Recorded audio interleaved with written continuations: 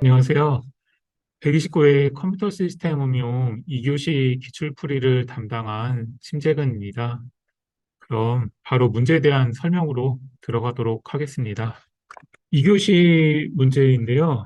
2교시는 1번인 CXL, 2번인 TIA 부사이, 그리고 3번인 MIV 이 세 개의 문제 중에서 한 개를 선택해야 하는 것이 응시하셨던 분들에게 어려웠을 거라고 생각이 됩니다. 그러나 1번 문제 같은 경우는 KBC 모의고사에서 출제가 됐었기 때문에 학습을 하셨던 분들이라면 아마 고득점이 가능했을 거라고 생각이 됩니다. 4번, 5번, 6번 문제들은 아마 어느 정도 대응이 가능하셨을 것 같은데요. 그럼 1번 문제부터 바로 들어가겠습니다. 예, 1번입니다. CXL 목적, 프로토콜 디바이스 유형으로 이렇게 문제가 나왔는데요. 컴퓨터 시스템 응용 같은 경우에 메모리하고 관련된 문제가 많이 그리고 자주 출제가 되고 있습니다. CXL도 아마 메모리 관련 문제로 보시는 게 맞을 것 같습니다. 삼성하고 하이닉스에서 CXL 메모리를 개발을 하였고 최근에 또 초대형 AI 모델 등장으로 주목받게 되어서 출제된 것으로 생각이 됩니다. 1번 문제는 세 가지를 묻고 있죠. 그런 경우에는 1단락부터 바로 들어가시는 게 좋습니다.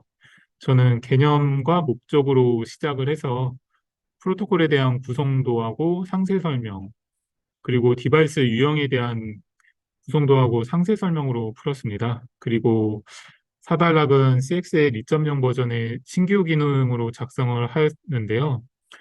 3단락하고 연계가 되도록 디바이스 유형에서 한 단계 더 내려간 활용 사례로 풀이를 하시는 것도 좋습니다. CA 문제 같은 경우는 팩트를 정확하게 표현할 수 있어야지 높은 점수를 받을 수가 있습니다. 그리고 정확한 숫자를 표현할 수 있다면 차별화가 가능하니 이런 점들 좀 참고를 해주시고요.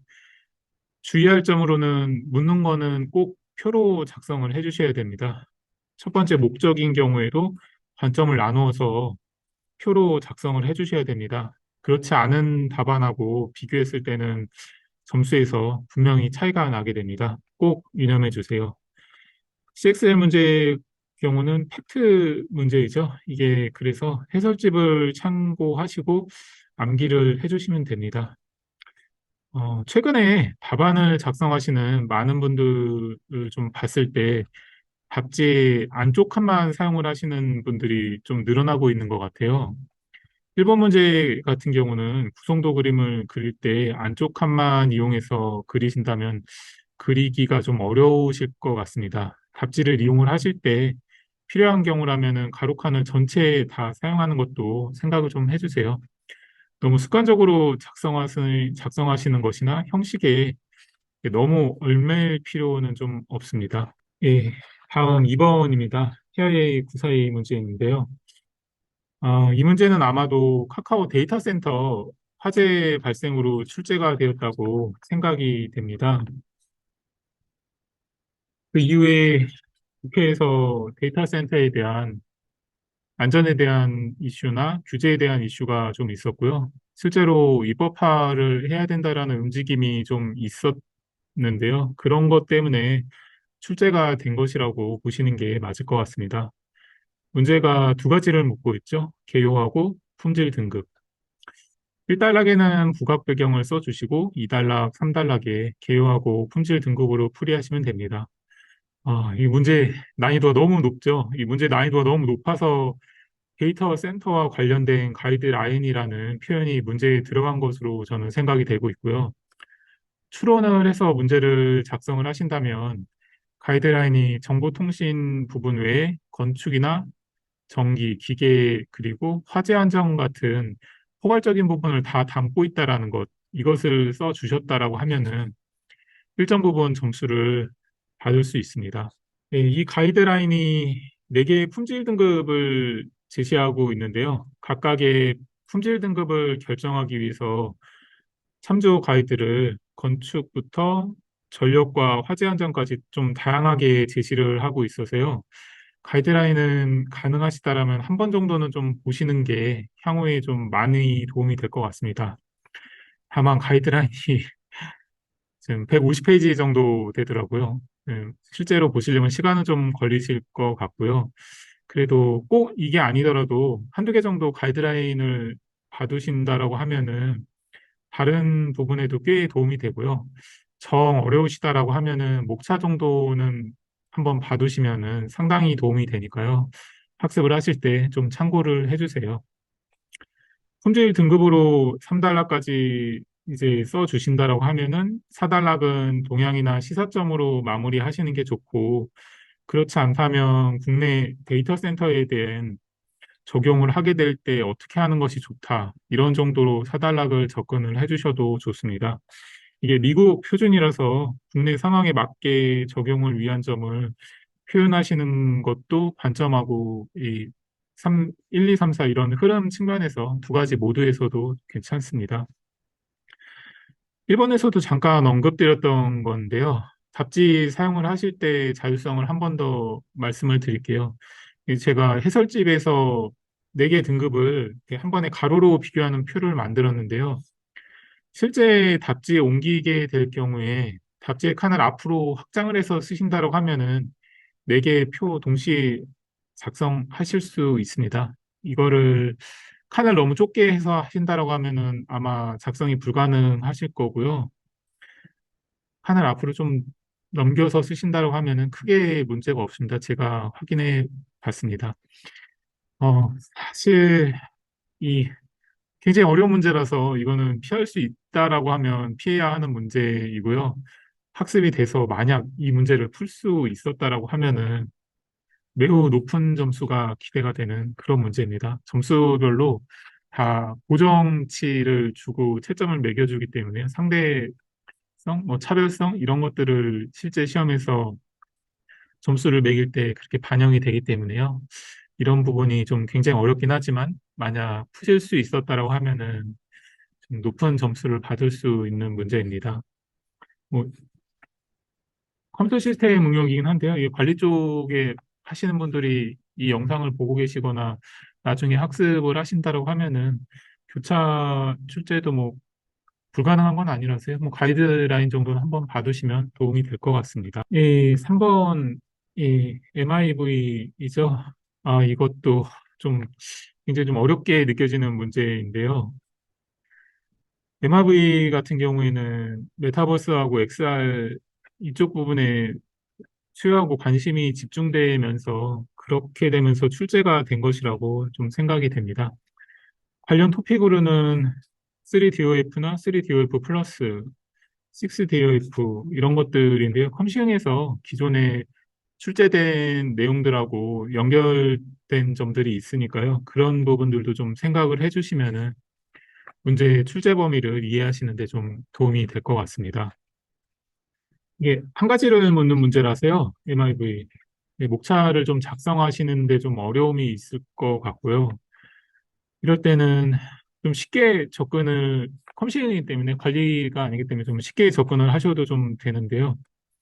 1단락에 먼저 개념부터 들어가셔가지고요. 2단락에 부호와 복과 그리고 3단락의 표준 기술로 순차적으로 좀 접근을 해서 들어가시면 됩니다. 답안 작성 시에 아틀라스 그리고 텍스처, 기하 정보 이런 키워드들이 좀 들어가 줘야 되고요. TMIV 인코더라든지 HEVC 이런 걸 통해서 압축을 한다라는 부분 이런 것까지 충분히 들어가 준다라고 하면은 채점자가 봤을 때 이 문제를 이해를 하고 있구나라고 생각을 할 수 있으니까요. 예, 좀 학습을 하시거나 암기를 하실 때 키워드가 중요하기 때문에요. 이런 부분은 꼭 암기를 해주셔야 됩니다. 네, 3단락에서 MRV 표준 기술로 저는 작성을 했는데요. 순차적으로 큰 부분부터 시작해서 상세화하는 이런 흐름으로 표현을 했죠. 여기서 쓸만한 게 뷰 옵티마이저, 그리고 아틀라스 컨스트럭터, 프루닝, 패치 패킹, 해상도 자동 계산, 인페인팅 이런 것들이 실제 이 문제 말고도 나중에 암기를 해두시면 XR이나 메타버스 등에서 활용을 할 수 있는 기술 키워드니까요. 꼭 가져가셨으면 좋겠습니다. 예, 저는 사달락을 MRV 표준 개발 사례하고 향후 전망으로 좀 간략하게 표현을 했는데요.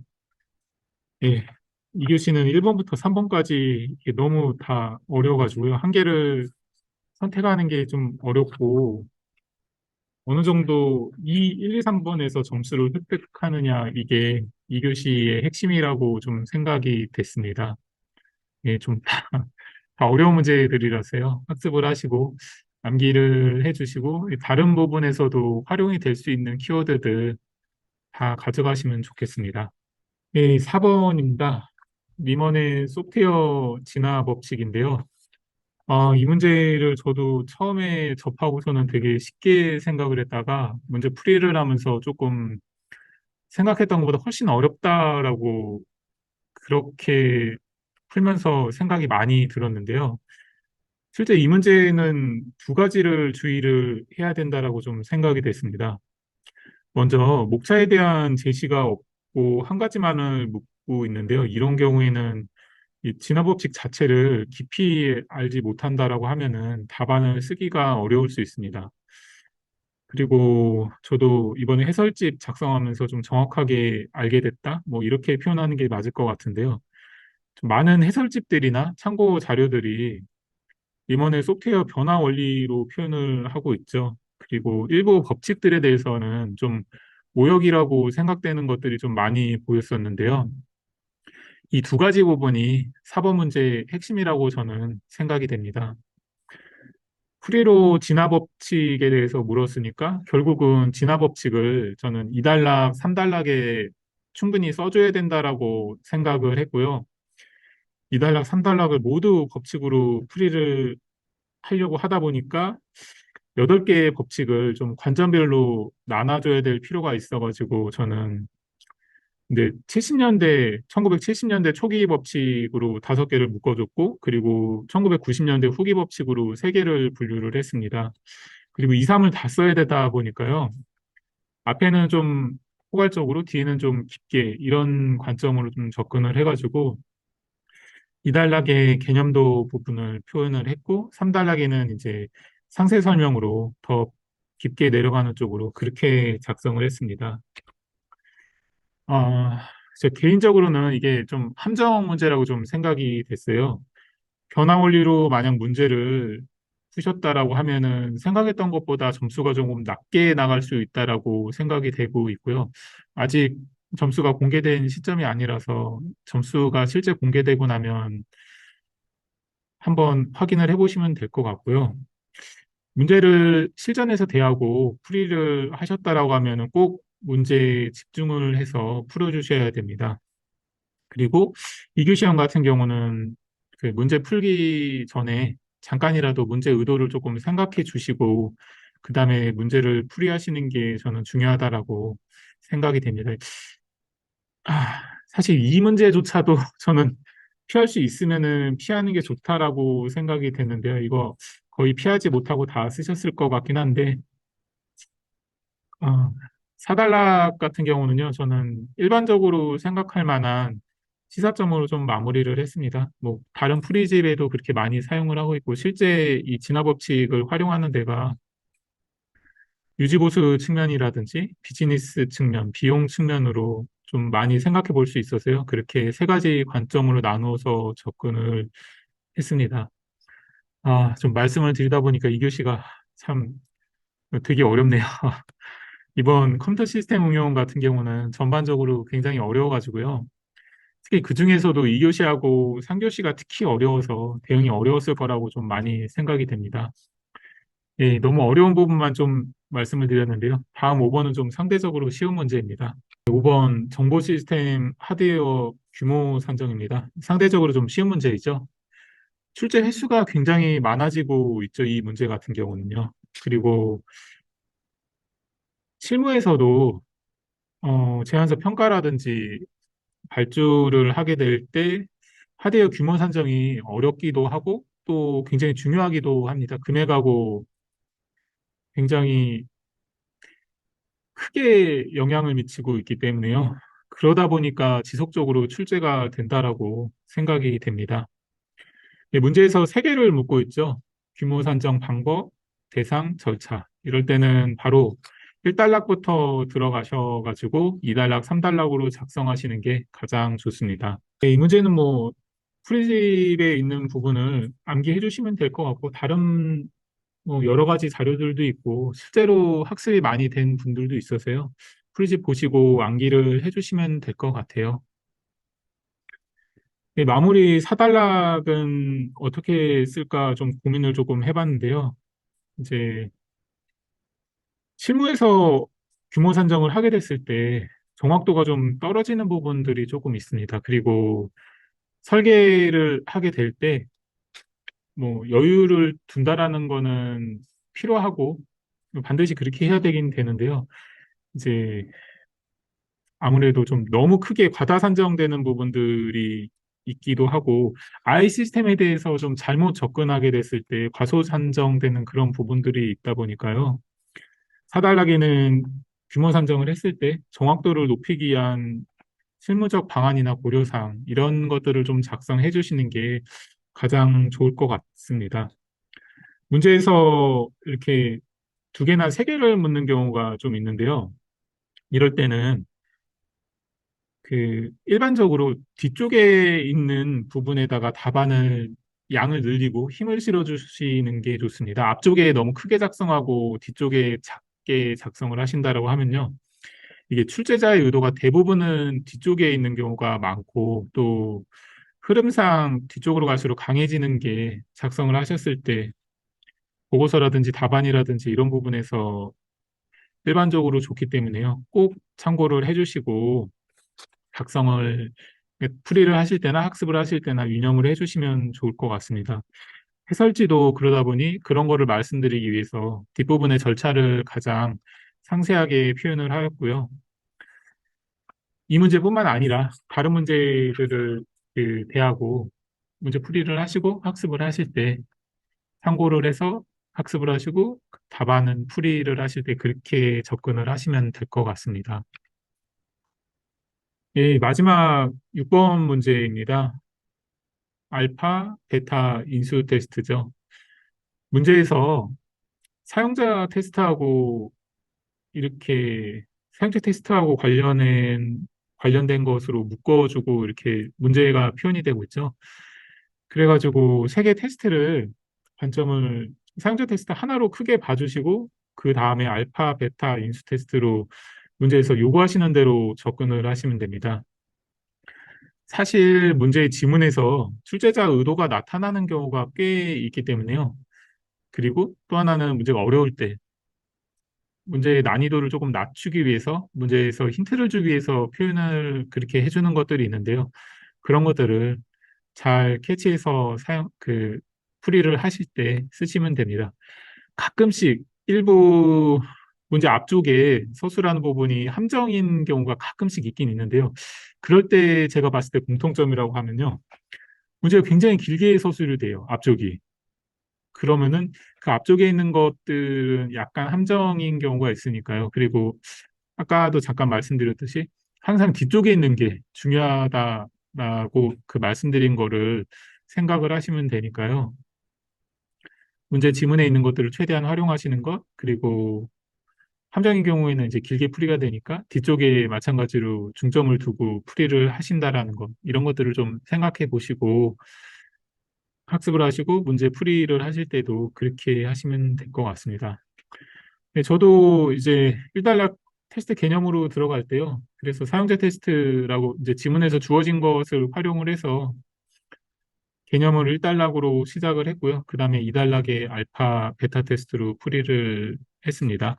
예, 마찬가지로 3단락에서는 인수 테스트하고 인수 테스트 프로세스로 작성을 하였고요. 인수 테스트의 경우에는 굉장히 다양한 유형들이 있더라고요. 그 유형을 표현을 하고 프로세스이다 보니까 이제 그림을 이제 순서대로 나가야 되니까 그림을 단계별 절차를 표현을 해주고 이제 그 절차에 대한 거를 표로 이제 작성을 했습니다. 사실 국내 기업 같은 경우는 테스트를 중요하지 않게 생각하는 경향이 많이 있죠. 뭐 일반 사기업이라든지 공공 쪽이라든지 이게 공통적으로 좀 그런 부분들이 좀 있긴 한데 이런 부분에 대한 것들하고 뭐 이런 것들에 대한 극복을 위한 방향, 뭐 방안, 뭐 이런 것들 정도로 사단락을 접근해서 풀어주셔도 좋고 저는 이제 무난하게 인수 테스트 같은 경우 성공 요인이나 고려사항으로 좀 풀이를 했습니다. 이게 인수 테스트 같은 경우는 고객 관점하고 운영자 관점이라는 부분이 실무적인 느낌이 날 수 있도록 표현이 된다라면은 어떠한 항목을 쓰시더라도 사달라게 자유롭게 표현이 가능하다라고 생각이 됩니다. 아, 예, 뭐 20분 정도 짧은 시간 문제 풀이 2교시에 대해서 말씀을 드렸는데요. 예, 어려운 시험 응시하시고 굉장히 지금 이 영상을 보고 다시 또 학습을 하시는 분들 수고 많이 하셨습니다. 그리고 또 비록 이번 차시에는 응시를 하지 않으셨더라도 회사 생활 하시고 아니면 그 외에 다른 어려운 환경 속에서 합격을 목표로 공부하고 계신 많은 분들 정말 수고 많으십니다.